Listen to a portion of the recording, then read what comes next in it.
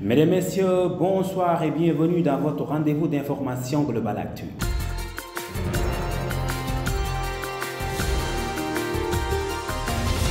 Suite à une enquête judiciaire confiée à la brigade prévôtale de la gendarmerie nationale, après la disparition de l'adjudant-chef de la gendarmerie Didier Badji et du sergent Flubert Sambou, qui son corps sans vie a été retrouvé hier au large du Cap Manuel dans l'après-midi, la gendarmerie annonce que les recherches se poursuivent. Et puis les boutiquiers détaillants ont décidé de fermer leurs boutiques ce jeudi et vendredi. Ces derniers ont décidé d'observer une grève de 48 heures en guise de protestation contre les nouveaux prix des denrées fixés par le gouvernement.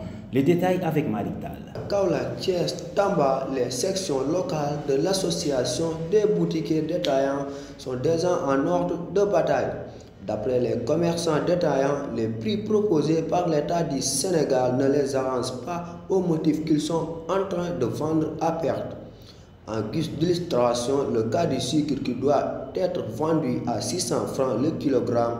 Avec ce prix, le sac de 50 kg acheté à 29 750 francs chez les grossistes ne va rapporter que 30 000 francs alors qu'il est transporté jusqu'à la boutique du coin et son contenu mis dans des sachets achetés. Pour les boutiquiers, tout porte à croire que l'État veut les mettre en mal avec les populations. Restons toujours dans le secteur du commerce. Une opération de contrôle de 48 heures menée par les services de la brigade régionale du commerce de Thiès a débouché sur la saisie d'une quantité importante de marchandises sur des commerçants réfractaires à l'application des mesures de baisse de certaines denrées alimentaires à Mbour à Romagnan. Au total, 68 commerçants ont reçu la visite du service du commerce et 44 ont été déjà convoqués pour avoir été pris en flagrant délit de la commission d'une infraction, a déclaré le commissaire aux enquêtes économiques Mamadou Lamine Ndiaye, adjoint du chef de service régional du commerce. Il s'entretenait avec des journalistes au terme de contrôles menés entre mercredi et jeudi sur le terrain dans les communes de Mbour et Joal. M. Ndiaye a fait savoir que 36 contentieux ont déjà été dénoués et 8 autres sont encore en instance, c'est-à-dire que les commerçants incriminés n'ont pas été totalement relaxés, faute de paiement de transactions pécuniaires.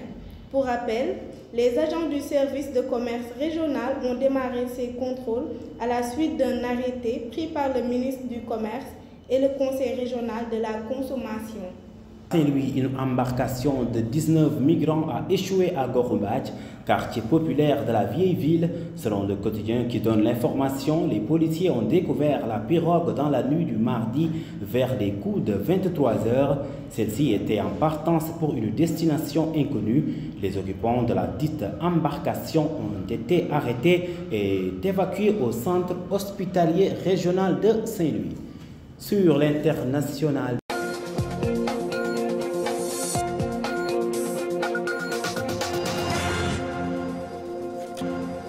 en Côte d'Ivoire, l'Assemblée nationale a adopté mardi un projet de loi pour mieux encadrer les conditions d'exercice de la presse en ligne. Désormais, un directeur de publication sera civilement responsable des commentaires qui accompagnent les articles mis en ligne.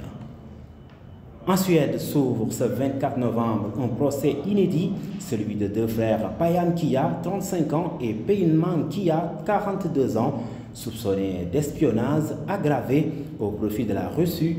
Le plus âgé travaillait au sein même des services de sécurité et de contre-espionnage suédois.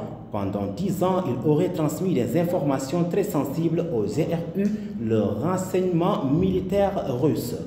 Sport.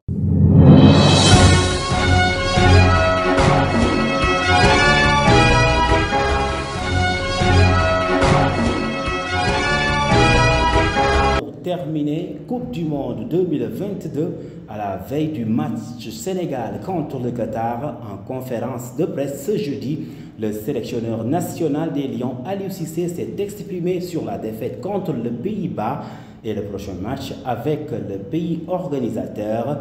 Cissé rassure les Sénégalais et demande des prières pour l'équipe. Mesdames et messieurs, c'était tout pour ce rendez-vous d'information.